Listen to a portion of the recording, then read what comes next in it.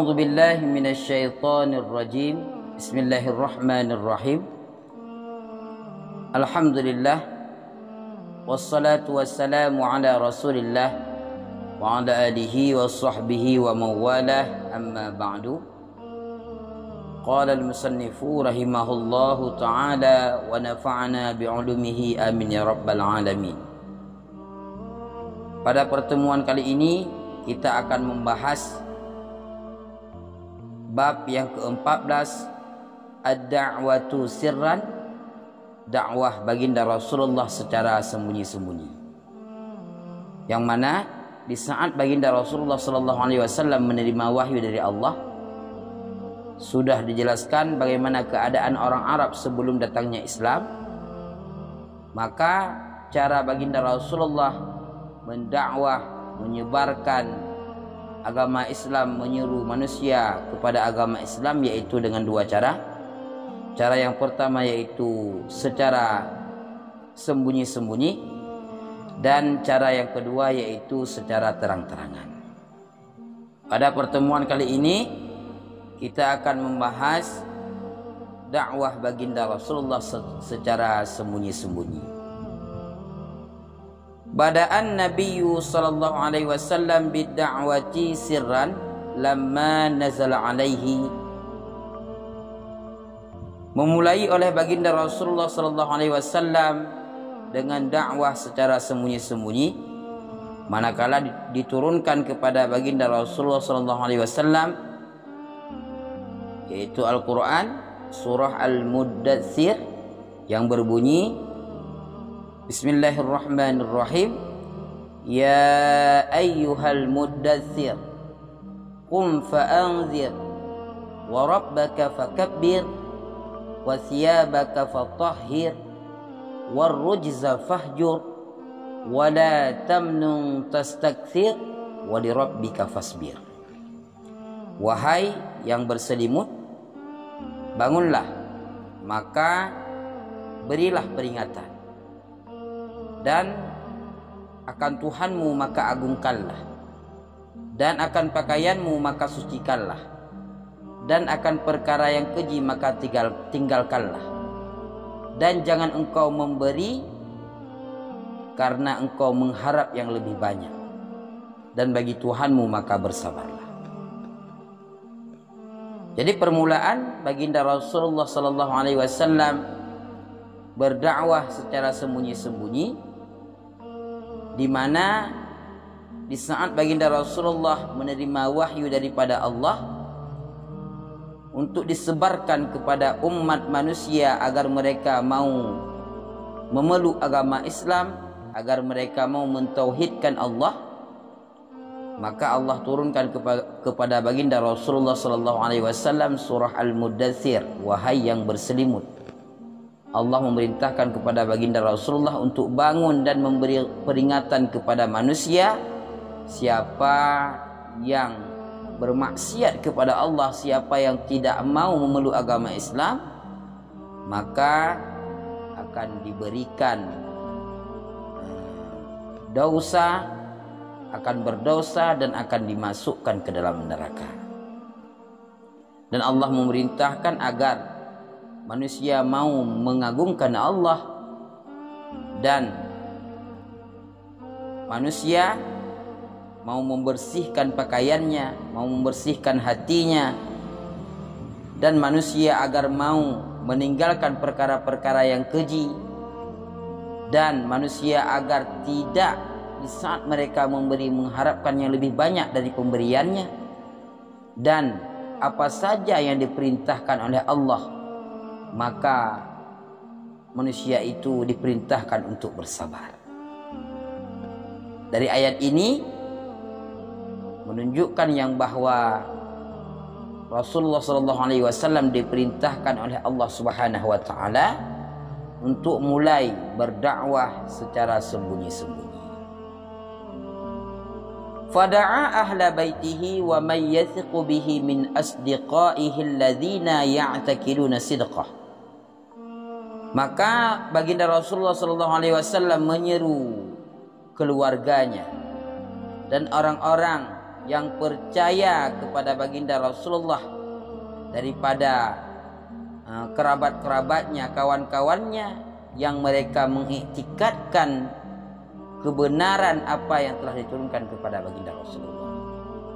Jadi orang yang diajak oleh Rasulullah di dalam menyebarkan Islam secara sembunyi-sembunyi, yaitu Rasulullah mulai daripada keluarganya sendiri.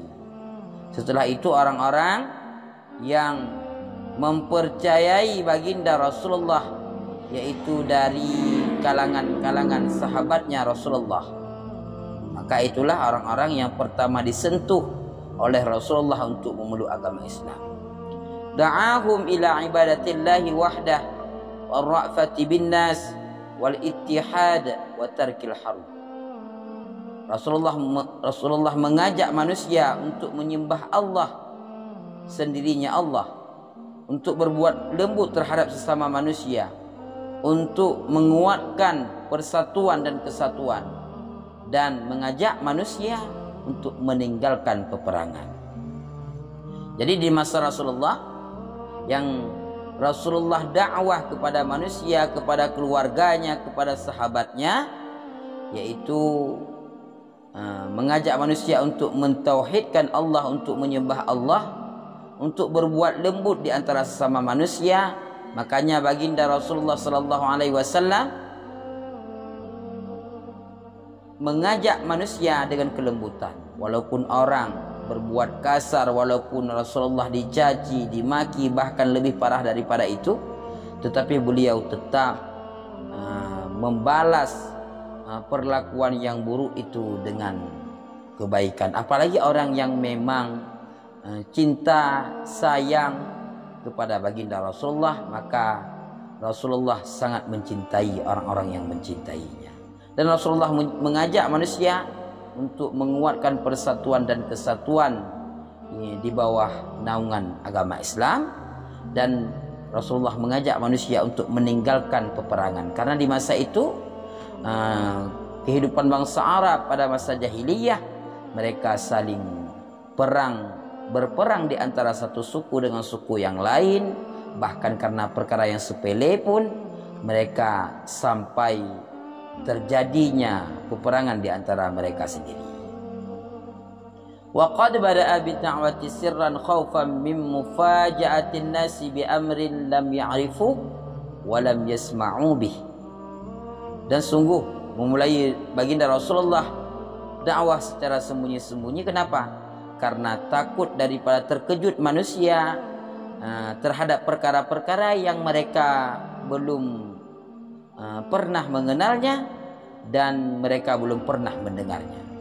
Kenapa? Metode yang diterapkan oleh baginda Rasulullah di saat menyebarkan agama Islam, yaitu dengan cara sembunyi-sembunyi. Alasannya karena dikhawatirkan, ditakutkan terkejutnya manusia terhadap perkara-perkara yang mereka belum pernah melihatnya, belum pernah mengenalnya, belum pernah mereka dengar. Maka supaya mereka bisa menerimanya secara pelan-pelan, makanya Rasulullah menyebarkan dakwah secara sembunyi-sembunyi, karena itu merupakan perkara yang baru bagi orang Arab.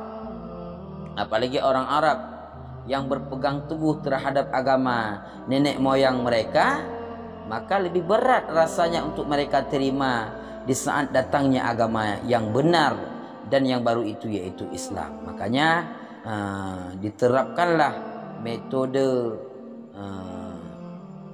secara sembunyi-sembunyi ini, yaitu Rasulullah dekati keluarganya door to door, dari satu rumah ke rumah yang lain. Rasulullah mengajak orang yang beliau kenal, sahabatnya. Setelah itu baru Rasulullah mengajak kepada kaum-kaum muslim, kaum-kaum Arab yang lainnya. Jadi tujuannya kenapa Rasulullah menerapkan metode secara sembunyi-sembunyi ini, yaitu agar manusia dengan pelan-pelan bisa menerima kedatangan agama yang hak, yaitu agama Islam. Ini pembahasan yang ke-14. Pembahasan yang ke-15, awalul mukminin. Seawal-awal orang yang beriman kepada Islam. Awwalu man amana bihi minan nisa'i Khadijah wa kanat ta'taqidu sidqa risalatihi lima dhahara laha minal alamatil dallati ala nubuwati munzu safratihi ma'a khadimiha Maisarah. Jadi orang yang paling duluan beriman dari pihak perempuan, dari pihak laki-laki, dari pihak anak-anak, siapa-siapa saja. Jadi yang pertama sekali yang beriman daripada pihak perempuan yaitu Sayyidatina Khadijah.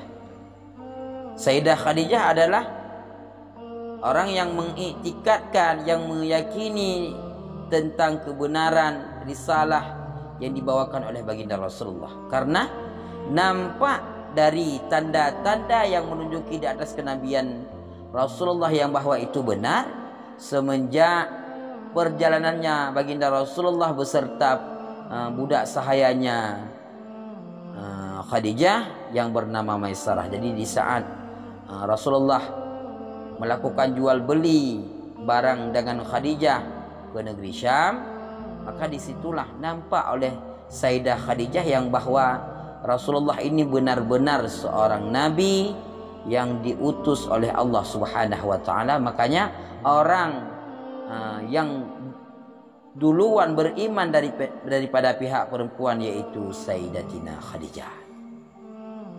Wa awwalu man amana bihi minar rijali Abu Bakrin As-Siddiq wa kana sadiqahu qabla ba'thih wa lam ya'had alaihi kadhiban wa Zaid bin Harithah wa kana mamlukan Nabi sallallahu alaihi wasallam fa'ataqah. Dan seawal-awal orang yang beriman dengan baginda Rasulullah daripada pihak laki-laki yaitu Sayyidina Abu Bakar As-Siddiq. Dan Sayyidina Abu Bakar As-Siddiq ini adalah sahabatnya Rasulullah sebelum diutusnya Rasulullah menjadi seorang rasul. Dan baginda Rasulullah Sayyidina Abu Bakar tidak pernah melanggar janjinya dan tidak pernah berdusta, meyakini yang bahwa baginda Rasulullah tidak pernah berdusta. Dan pihak laki-laki yang lain selain Abu Bakar yang duluan beriman kepada baginda Rasulullah yaitu Zaid bin Harithah, yaitu budak sahayanya baginda Rasulullah SAW. Di saat menjadi budak Rasulullah, Zaid bin Harithah ini dimerdekakan, bahkan diangkat menjadi anak angkat oleh baginda Rasulullah SAW. Jadi orang yang beriman daripada pihak laki-laki yaitu Sayyidina Abu Bakar. Dan Sayyidina Abu Bakar ini walaupun berbeda umurnya dengan Rasulullah, tetapi Sayyidina Abu Bakar merupakan sahabat Rasulullah semenjak beliau masih kecil. Dan Sayyidina Abu Bakar melihat dari kecil yang bahwa Rasulullah ini memang seorang manusia yang Al-Amin, yang terpercaya, As-Siddiq, yang benar, yang tidak pernah berbohong, yang tidak pernah berdusta, yang sangat terpercaya. Makanya Sayyidina Abu Bakar As-Siddiq di saat baginda Rasulullah mengatakan yang bahwa beliau mendapatkan risalah dari Tuhan, maka Sayyidina Abu Bakar As-Siddiq lah manusia lelaki yang pertama yang meyakini yang bahwa itu benar datangnya dari Allah. Dan yang kedua yaitu Zaid bin Harithah. Siapa Zaid bin Harithah? Zaid bin Harithah adalah hamba sahayanya Rasulullah, tetapi di saat dibeli oleh Rasulullah, maka Zaid bin Harithah dimerdekakan dan menjadi anak angkatnya baginda Rasulullah. Ini daripada pihak laki-laki. Wa awwalu man amana bihi minas sibyani Ali bin Abi Thalib wa kana rabibar Rasul. Dan seawal-awal manusia yang beriman terhadap Rasulullah daripada pihak anak-anak yaitu Sayyidina Ali bin Abi Thalib. Siapa Sayyidina Ali bin Abi Thalib? Yaitu anak pamannya Rasulullah SAW. Jadi daripada pihak anak-anak yang masih kecil yang beriman kepada Rasulullah SAW yaitu Sayyidina Ali bin Abi Thalib, yaitu anak pamannya Rasulullah, anak Abu Talib. Sayyidina Ali semenjak kecil sudah beriman kepada baginda Rasulullah SAW. Wa qad da'a Abu Bakrin man yuhibbuhu wa yuhibbunah. dan sungguh mengajak menyuruh oleh Sayyidina Abu Bakar akan orang-orang yang mencintainya dan akan orang-orang yang dia cintai. Fa'ajabahu jam'un katsir, maka menerima ajakan untuk masuk ke dalam agama Islam oleh jamaah yang banyak. Minhum, sebahagian daripada mereka itu Utsman bin Affan, yaitu Sayyidina Utsman bin Affan, salisul khulafa'ir rasyidin. Siapa Utsman bin Affan? Yaitu khulafa'ur rasyidin yang ketiga. Zubair bin Awam, dan Sayyidina Zubair bin Awam. Jadi di saat Sayyidina Abu Bakar mengajak, menyeru memeluk Islam, maka beliau juga menyeru, mengajak kepada orang-orang yang mencintainya dan orang yang beliau cintai untuk ikut memeluk agama yang hak, yaitu agama Islam. Maka di saat beliau mengajaknya, karena Sayyidina Abu Bakar merupakan orang yang dermawan, Sayyidina Abu Bakar merupakan orang yang sangat baik budi pekertinya, yang sangat disegani di dalam suku Quraisy.